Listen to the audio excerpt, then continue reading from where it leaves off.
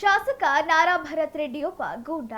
ಅಂತಹ ಗೂಂಡ ವ್ಯಕ್ತಿಯ ಕೈಯಿಂದ ಪ್ರತಿಮೆ ಅನಾವರಣಗೊಂಡರೆ ಅದು ಮಹರ್ಷಿ ವಾಲ್ಮೀಕಿಗೆ ಅವಮಾನವಾದಂತೆ ಎಂದು ಬಿಜೆಪಿ ಜಿಲ್ಲಾಧ್ಯಕ್ಷ ರಾಜಶೇಖರ್ ನಾಗಪ್ಪ ಹೇಳಿದರು.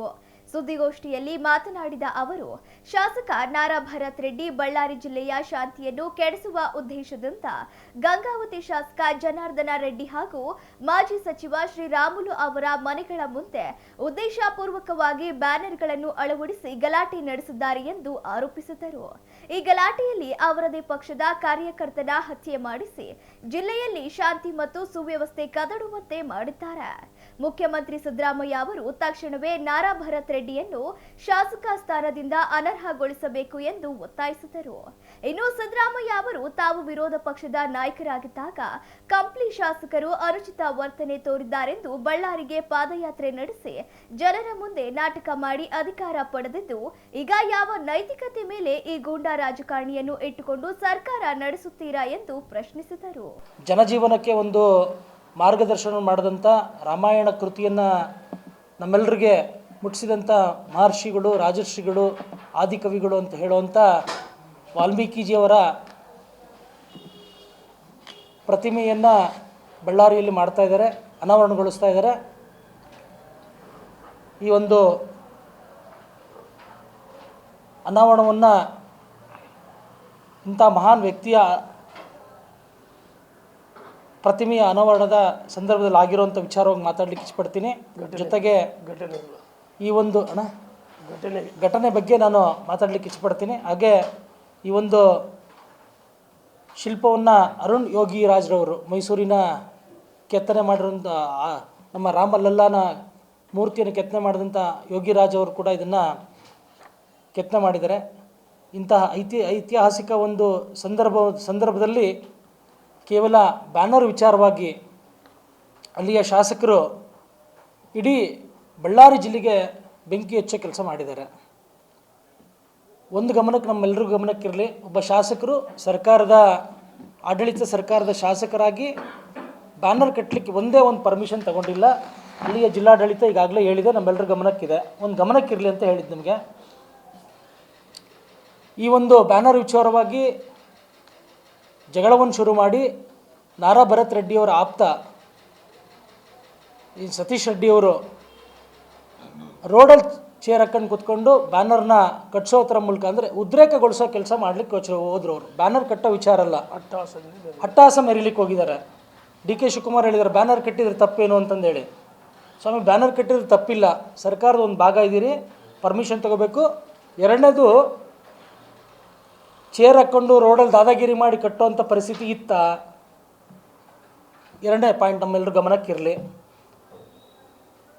ಇಂಥ ಒಬ್ಬ ನಾಲಾಯಕ್ ಶಾಸಕ ಅಂದರೆ ತಪ್ಪಾಗಲಿಕ್ಕಿಲ್ಲ. ಅವನಿಗಿನ್ನೂ ನೆತ್ತಿನೇ ಇನ್ನೂ ಬಲ್ತಿಲ್ಲ ಅಂತ ಅನ್ಕೊಳ್ತೀನಿ. ಇಮ್ಮೆಚ್ಯೂರ್ಡ್ ಪರ್ಸನ್ನು, ಅದು ಸಾಬೀತಾಗಿದೆ. ಮೊನ್ನೆ ಬೆಳಗಾವಿ ಅಧಿವೇಶನದಲ್ಲಿ ಆತನ ಮಾತು, ಆತನ ಆ್ಯಟಿಟ್ಯೂಡು, ಬಾಡಿ ಲ್ಯಾಂಗ್ವೇಜ್ ನೋಡಿದ್ರೆ ರಾಜ್ಯದ ನಾಗರಿಕರು ಕ್ರಿಮಿನಲ್ ಥರ ಆ್ಯಕ್ಟ್ ಮಾಡ್ದ. ರಾಜ್ಯದ ಜನ ತಲೆ ತಗ್ಸೋ ರೀತಿಯಲ್ಲಿ ಆ್ಯಕ್ಟ್ ಮಾಡ್ದ. ಅಂಥ ದೊಡ್ಡ ಸಭೆ, ವಿಧಾನಸಭೆ, ಮುಖ್ಯಮಂತ್ರಿಗಳಿದ್ದರು, ವಿರೋಧ ಪಕ್ಷದ ನಾಯಕರಿದ್ದರು, ಸಭಾಪತಿಗಳಿದ್ದರು, ಹಿರಿಯ ಶಾಸಕರುಗಳಿದ್ದರು. ಅವರೆಲ್ಲರಿಗೂ ಅವಮಾನ ಅಷ್ಟೇ ಅಲ್ಲ, ಇಡೀ ಪ್ರಜಾಪ್ರಭುತ್ವಕ್ಕೆ ಅವಮಾನದ ರೀತಿಯಲ್ಲಿ ಆ್ಯಕ್ಟ್ ಮಾಡಿದ್ರು ಅವತ್ತು. ಆ ಥರದ ಒಬ್ಬ ವ್ಯಕ್ತಿ ಇವತ್ತು ಕೊಲೆ ಮಾಡೋ ತನಕ ಹೋಗಿದ್ದಾರೆ. ಈಗಾಗಲೇ ಎಲ್ರಿಗೂ ಗಮನಕ್ಕೆ ಬಂದಿದೆ, ಅವರದೇ ಗನ್ಮನ್ಗಳಿಂದ ಸಿಡಿದಂಥ ಒಂದು ಬುಲೆಟಿಂದ ಇವತ್ತು ಕೊಲೆ ಆಗಿದೆ ಅನ್ನೋದು. ಅದನ್ನು ಈಗಾಗಲೇ ಸರ್ಕಾರ ಒಂದು ಮ್ಯಾನುಪ್ಲೇಟ್ ಮಾಡೋಕ್ಕೆ ಕೊಟ್ಟಿದೆ, ಅದು ಮಿಸ್ಫೈರಿಂಗ್ ಅನ್ನೋ ರೀತಿಯಲ್ಲಿ. ಇಂಥ ಒಂದು ಘಟನೆಗೆ ಈ ಶಾಸಕ ಕುಮ್ಮಕ್ಕೆ ನೀಡ್ದ. ಅವನ ಭಾಷಣದಲ್ಲಿ ಹೇಳ್ತಾನೆ, ಜನಾರ್ದನ ರೆಡ್ಡಿ ಮನೆಗೆ ಬೆಂಕಿ ಹಚ್ಚೋದು ನಮ್ಗೆ ದೊಡ್ಡದಲ್ಲ, ಪುಡಿ ಮಾಡೋದು ದೊಡ್ಡದಲ್ಲ, ಪುಡಿ ಮಾಡ್ಬೋದು ನಾವು. ಒಬ್ಬ ಶಾಸಕನಾಗಿ ಈ ರೀತಿ ಮಾತಾಡ್ತಾನಂದರೆ ಇಡೀ ಪ್ರಜಾಪ್ರಭುತ್ವಕ್ಕೆ ಒಂದು ಕಳಂಕ ಇದು. ಮಾನ್ಯ ಸಿದ್ದರಾಮಯ್ಯನವರು ಕಂಪ್ಲಿಯ ಸುರೇಶ್ ಬಾಬು ಮಾತಾಡಿದ್ದಕ್ಕೆ ಈ ಥರ ಶೆಡ್ ಹೊಡೆದು ಜೋರಾಗಿ ಭಾಷಣ ಮಾಡಿ ನಾಟಕ ಮಾಡ್ಕೊಂತ, ದೊಂಬರಾಟ ಮಾಡ್ಕೊಳ್ತಾ, ಕುಣ್ಕಂತ ಇದಕ್ಕೆ ಹೋಗಿದ್ರು ಬಳ್ಳಾರಿಗೆ. ಮತ್ತು ನಿಮ್ಮ ಶಾಸಕ ಈ ರೀತಿ ಮಾಡಿದಲ್ಲ, ಈಗೇನು ಮಾಡ್ತೀರಿ? ರಕ್ತ ರಾಜಕೀಯ ಶುರು ಮಾಡಿದ್ರಲ್ರ ಬಳ್ಳಾರಿಲಿ, ಈಗೇನು ಮಾಡ್ತೀರಿ ಮುಖ್ಯಮಂತ್ರಿಗಳೇ? ಇಡೀ ಜನಕ್ಕೆ ನೀವು ಉತ್ತರ ಕೊಡಬೇಕಲ್ವಾ? ಯಾವ ನೈತಿಕತೆ ಮೇಲೆ ನೀವು ಸರ್ಕಾರವನ್ನು ಮುಂದುವರಿಸ್ತೀರಿ? ಅವನ ತಕ್ಷಣ ಶಾಸಕ ಸ್ಥಾನದಿಂದ ಉಚ್ಚಾಟನೆ ಮಾಡಬೇಕು ಅವನನ್ನು. ಜೊತೆಗೆ ಈ ಇಡೀ ಘಟನೆಯನ್ನು CBIಗೆ ಒಪ್ಪಿಸ್ಬೇಕು. ಸತೀಶ್ ರೆಡ್ಡಿ ಮತ್ತು ಭರತ್ ರೆಡ್ಡಿನ ಬಂಧಿಸಬೇಕು. ತಕ್ಷಣ ಬಂಧಿಸದೆ ಹೋದರೆ ಕ್ರಿಮಿನಲ್ಗಳಿಗೊಂದು ಅಟ್ಟಹಾಸ ಮೆರಲಿಕ್ಕೆ ಒಂದು ಅವಕಾಶ ಮಾಡಿಕೊಟ್ಟಂತಾಗುತ್ತೆ.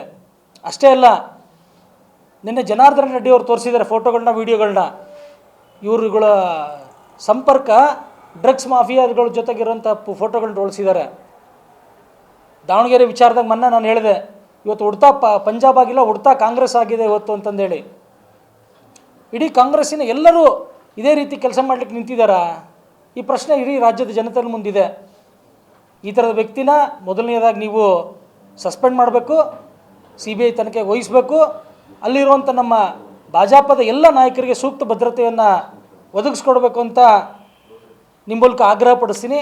ಅದ್ರ ಜೊತೆಗೆ ಏನು ಆ ಕಾರ್ಯಕ್ರಮಕ್ಕೆ ಈ ಮೂರ್ಖ ಮತ್ತು ಕ್ರಿಮಿನಲ್ ರಾಜಕಾರಣಿನ ಅಲ್ಲಿಗೆ ಹೋಗ್ಲಿಕ್ಕೆ ಅವಕಾಶ ಮಾಡಿಕೊಡ್ಬಾರ್ದು ಅಂತ ಕೂಡ ಇವತ್ತು ನಾನು ಆಗ್ರಹ ಪಡಿಸ್ತೀನಿ.